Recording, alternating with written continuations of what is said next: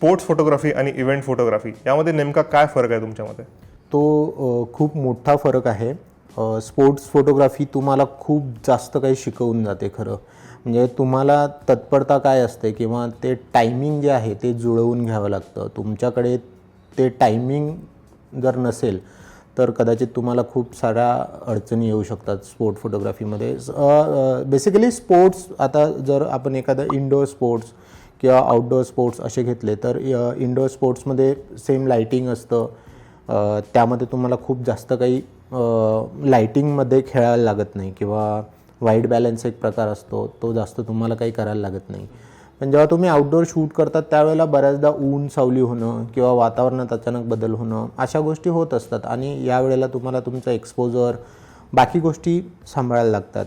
परत तुमचे camera gears बदलतात.